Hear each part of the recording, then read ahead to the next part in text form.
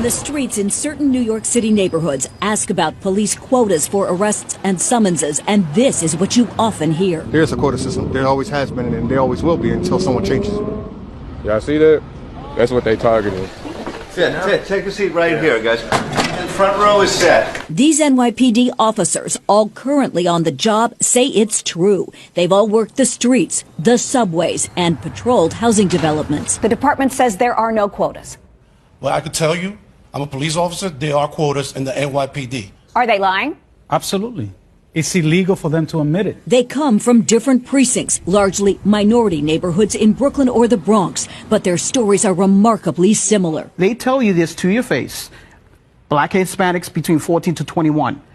They must get stopped. They're plaintiffs in a federal class action lawsuit that claims the NYPD is violating a 2010 state ban on quotas, speaking out together for the first time. At the end of the month, these officers, whoever don't have that arrest or those few summonses, they're pressured to find something. You might not see nothing. You're supposed to be visible. You might not see anything, but you go hunting, like bounty hunting for an arrest. Locking up some old guy, some homeless guy, finding somebody who's riding a bicycle on the sidewalk, who's spitting, and you bring him in. The problem is when you go hunting, when you put any type of numbers on a police officer to perform, we are going to go to the most vulnerable. The most vulnerable? Of course. We're going to go to LGBT community. We're going to go to the black community. We're going to go to those people that have no vote, that have no power.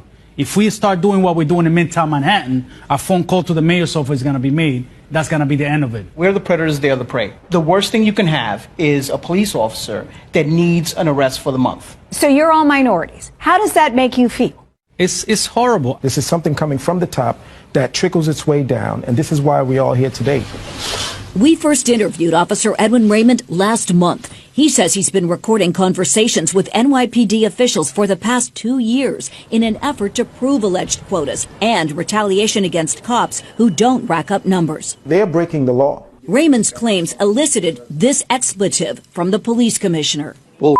Bullshit is my response to that. The commissioner insists his policies are focused on the quality of arrests and summonses, not the quantity. The officer's attorney. Is the commissioner lying? Yes. Commissioner Bratton is lying. How can you prove this? I can prove it with testimony, with recordings, with documents. All they want us to do is go out there and lock them up.